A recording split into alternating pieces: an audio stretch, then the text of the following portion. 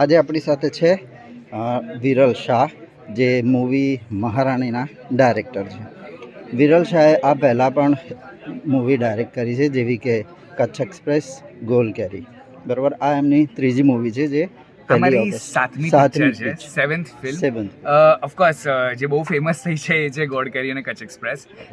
One the state award અને એક national award, એટલે but otherwise this is my seventh film. આની પહેલાં તમે કચ્છ એક્સપ્રેસમાં પણ માનસી પારેખ સાથે કામ કર્યું. એમની સાથે આ, if I am not wrong, આ તમારી ત્રીજી અથવા ત્રીજી પિક્ચર. તો એક કેરેક્ટરને જ્યારે તમે આ 3 વખત કામ કરતા હો, 3 અલગ અલગ રોલમાં, અલગ અલગ કેરેક્ટરમાં, તો તમે એ વ્યક્તિને શું લાઇક્સ, શું ડિસલાઇક્સ, શું પસંદ છે, શું કેવી રીતે કામ કરે છે, કેવી રીતે એમની સાથે કામ લેવું, તો એ ઇઝી પડે છે કે પછી એ ટફ પડે છે? ના, બહુ જ ઇઝી પડે છે. In fact that is the reason કે ત્રીજી વાર માનસી અને હું કોલેબરેટ થઈ રહ્યા છે ને આગળ ઘણા બધા પિક્ચરોમાં કોલેબરેટ થશું. નોટ નેસેસરીલી જે એમાં એક્ટર જ હોય, હું ડિરેક્ટર પણ હોઉં. અમારે છે ને ગુજરાતી ફિલ્મ ઇન્ડસ્ટ્રીને ઉપર લાવી છે. સો એક કોમન ગોલ છે. We both belong to Bombay, Mumbai, અને અમે જોયું છે ને અમે બંને હિન્દી ઇન્ડસ્ટ્રીથી સમવેર બિલોંગ કરીએ છીએ. અમે ટેલિવિઝન કર્યું છે ને બધું કર્યું, તો અમારો એક ગોલ કોમન થયો અને અમારા વિચારો બહુ જ સિમિલર છે કે આપણે કેમ ગુજરાતી જે રીતે મરાઠી ઇન્ડસ્ટ્રી છે, પંજાબી ઇન્ડસ્ટ્રી છે, સાઉથ તો હવે ઓફકોર્સ હિન્દી કરતાં મોટી હવે થઈ રહી છે. તો ગુજરાતી સિનેમાને જે ઉપર લાવવાનો અમારો કોમન ગોલ છે, એની લીધે અમે ઘડી કોલેબરેટ કરતા હોઈએ છીએ. અને why not, because she is a very fine actor, great producer. આ પિક્ચર, પહેલી 2 પિક્ચર જે તમે કીધી, કચ્છ એક્સપ્રેસ અને ગોડ કેરી, એમના પ્રોડ્યુસર એ હતા. આ પિક્ચરના પ્રોડ્યુસર હું છું. એવું કોઈ દિવસ અમે પ્રોડ્યુસર, એક્ટર, ડિરેક્ટર જેવું રાખ્યું નથી. We are great friends and we just want to make sure the project is bigger અને પ્રોજેક્ટ બધા સુધી પહોંચે. રામ મોરી અને હાર્દિકે આ પટકથા કે સ્ટોરી લખી છે, તો પટકથાથી પડદા સુધી જે પિક્ચરાઇઝેશન ને એમાં કેટલા પરિવર્તન આવ્યા, ક્યાંથી આવ્યા અને કોણે કર્યા, કે પટકથા જે છે એની એ જ પિક્ચર પડદા ઉપર જોવા મળશે? તો રામ મોરી સાથે મારી બીજી પિક્ચર છે, કચ્છ એક્સપ્રેસ પહેલી હતી. હાર્દિક સંઘાની સાથે મારી આ ત્રીજી પિક્ચર છે. આની પહેલાં ગુલામ ચોર અને દિલ દોસ્તી ડોગ્સ હતી.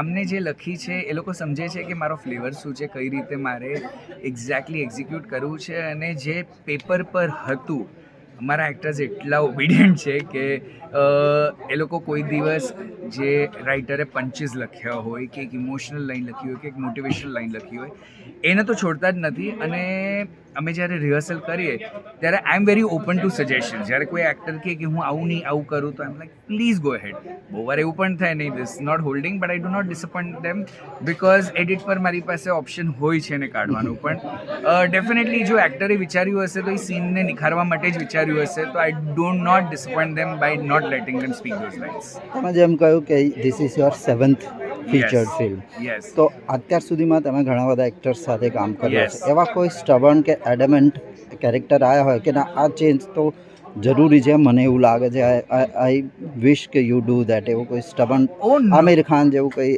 આવ્યું હોય? ના, not at all. And I am sure Aamir Khan સાથે પણ ગોડ વિલિંગલી બહુ જલ્દી કામ કરવાની જો ચાન્સ મોકો મળે તો. જ્યારે ડિરેક્ટરની પાસે રીઝન હોય અને એક્સપ્લેનેશન હોય કે નહીં, આ આવી રીતે જ બોલવાનું છે કે આમાં તમે ચેન્જીસ કરી શકો છો, અને જો એક્ટર સમજદાર હશે ને સમજી જશે, તો why would they retaliate? So I don't think so અત્યાર સુધી એવું કોઈ મળ્યું છે. ને આઈ એમ હોપિંગ કે મારી પાસે એટલી એબિલિટી છે કે હું એમને એક્સપ્લેન કરી શકું છું કે why it is necessary. So you have that convincing power. Yes, absolutely. And if I can't convince, I confuse them.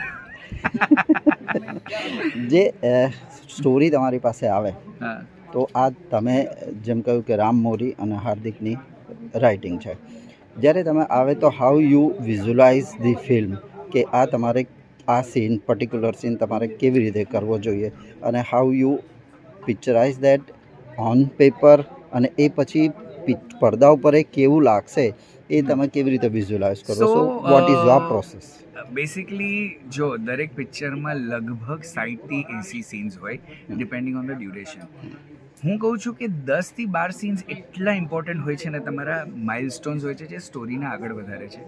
A scenes હું ડેફિનેટલી શોર્ટ બ્રેકડાઉન, એનું વિઝ્યુઅલ રેફરન્સ, એ બધામાં જ અમારો પ્રી પ્રોડક્શનનો ઘણો બધો ટાઈમ જતો હોય છે, તો એ કરું છું. But barring those 10 to 12 scenes, I am the person who goes with the vibe. સવારે એક્ટરો જોડે આપણે ત્યાં હોલમાં છે, આ હોલમાં સીન કરવાનું છે, બેડરૂમમાં સીન કરવાનું છે, કિચનમાં સીન કરવાનું છે કે રસ્તા પર કરવાનું છે, એટલું ખબર હોય. બાકી આઈ ટ્રાય ટુ ઇમ્પ્રોવાઇઝ, રિહર્સ, કે મિકેનિકલ ન થઈ જાય, રીડિંગ પર જે કર્યું છે ન થાય, અને એનાથી ફ્રેશનેસ આવે છે સીનમાં.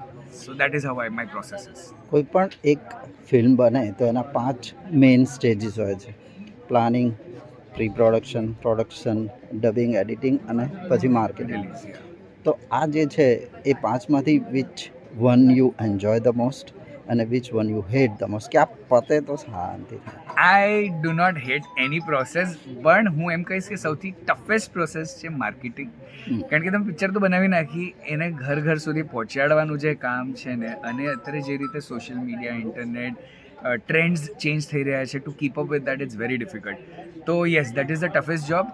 આઈ enjoy the most and I feel is the most easiest job is actually shooting. જે લોકોને લાગતું હોય બહુ તામઝામ હોય, પણ એની માટે જ અમે જીવીએ છીએ. તો યસ. તમારો કોઈ ફેન સાથે એમ્બેરેસિંગ મોમેન્ટ થયું હોય કે તમારા કેરેક્ટર સાથે કે આર્ટિસ્ટ સાથે થયું હોય દેટ હેઝ એમ્બેરેસ્ડ યુ, કે તમને difficult? Yes, a lot of times. બહુ વાર હું એકદમ કોન્ફિડન્ટલી એક સીન કહી દઉં અને પછી એક્ટર્સ મને આમ જોયા કરે, આ સીન ખોટો છે, મારું કેરેક્ટર આમ બોલશે જ નહીં, આમ થશે, આમ થશે, આમ થશે. પણ મને શરમ જ નથી એમાં કહેવામાં કે યુ આર એબ્સોલ્યુટલી રાઈટ, આ કેરેક્ટર આવું ન બોલી શકાય. આઈ ડોન્ટ નો, રાઇટિંગ વખતે નહીં સમજાણું, પણ અત્યારે એક્ટરને 4 દિવસના શૂટિંગમાં સમજાઈ ગયું કે મારું કેરેક્ટર નહીં બોલે.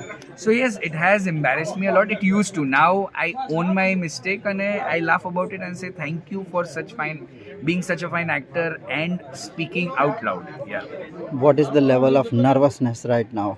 ભલે 7મી ફિલ્મ હોય કે 100મી ફિલ્મ હોય, નર્વસનેસ તો હોય જ. યસ, ફ્રાઈડે, સેટરડે, સન્ડે, સો નર્વસ. અત્યારે જે એન્ઝાઇટી છે, અમે પ્રમોશન્સ કરી રહ્યા છે, અઠવાડિયું દૂર છે, અને જે એન્ઝાઇટી છે કે કેવું પરફોર્મ કરશે, ને સ્પેશિયલી આજુબાજુમાં એટલી બધી સારી પિક્ચરો બીજી પણ આવી રહી છે, અને ઓડિયન્સની કેપેસિટી તો આટલી જ હોય, અને એમાં મારી ગુજરાતી ઓડિયન્સ પહેલાં હિન્દી જોશે, પછી ઇંગ્લિશ જોશે, અને પછી જો એમને મળશે આમ સમય કે આજુબાજુમાંથી સાંભળશે કે જો મહારાણી બહુ જ સારી પિક્ચર છે, જોયા તો જોશે, તો એ નર્વસનેસ તો 100વી પિક્ચર હશે તો પણ રહેવાની જ છે. All the best for the success. Thank you so much. If you have liked this video, then please like, share and subscribe to our channel.